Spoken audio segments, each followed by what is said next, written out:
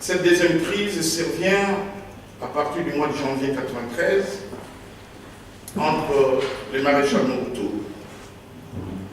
et le président Tshisekedi, Premier ministre à l'époque, élu de la conférence nationale souveraine. Le président Mobutu brandit la constitution du impère parti État.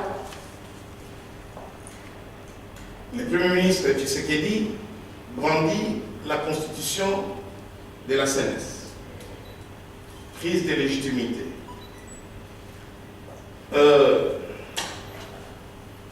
L'aboutissement de cette crise de légitimité qui naît entre le président Mobutu et le président Etienne Tshisekedi nous conduit dans une troisième crise de légitimité qui amène l'avènement de l'AFDEL avec Laurent Désiré Kabila. Et vous conviendrez avec moi qu'à chaque fois qu'il s'est posé un problème en termes de crise de légitimité et que ce problème n'a pas été résolu de manière à rétablir la légitimité au sommet de l'État, le pays a été plongé dans des rébellions, dans des sécessions.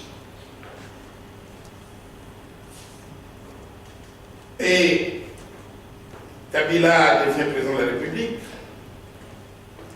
par une simple déclaration faite depuis Lubumbashi. Il arrive à Kinshasa, il méconnaît les travaux de la CNES, il dissout toutes les institutions, la Constitution, il va diriger les pays sans Constitution de manière arbitraire. Kabila n'est pas accepté par les siens, ceux qui l'ont accompagné, non plus par l'opposition politique qui a mené une lutte démocratique pour arracher la conférence nationale, aussi les acquis de la conférence nationale. Et pendant le règne de Kabila, nous allons connaître une crise de légitimité qui va donner naissance encore à de nouvelles rébellions. Laurent Désiré Kabila et plus tard Joseph Kabila à Kinshasa, les RCD à Goma, un autre RCD de Moussa Niamoussi à Béni, et Jean Pemba à Guadolité, un autre RCD de Roger Lumbala à Issio.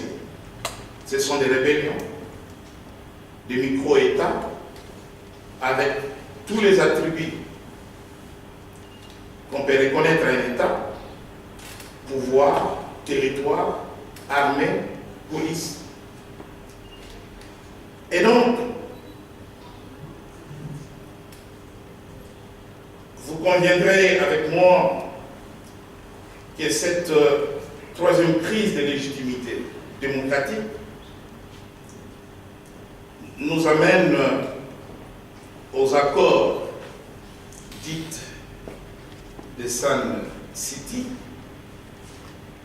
en passant par ceux de Lusaka, dont les textes même des accords ne sont pas rédigés par des Congolais, à Lusaka comme à Sun City. Les Congolais n'ont jamais rédigé les textes de ces accords. Et les vrais problèmes à Sun City seront occultés. Les problèmes militaires ne sont pas résolus. Les problèmes de pillage des ressources naturelles de la République démocratique du Congo n'est pas résolu. On va se contenter seulement de se partager les gâteaux d'anniversaire en s'attribuant le rôle, et ce qui n'apporte aucune solution aucun règlement pacifique à la légitimité du pouvoir. Je ne parlerai pas de la période post-électorale de 2006. Nous aurions bien voulu parler aussi là d'une crise de légitimité entre Jean-Pierre Bemba et Joseph Kabila, mais étant donné que Jean-Pierre Bemba va reconnaître sa défaite, reconnaître la victoire de Joseph Kabila et s'engager à mener une opposition parlementaire démocratique, nous ne pouvons pas parler en cette période de la crise de légitimité. La crise de légitimité à la haute magistrature de notre pays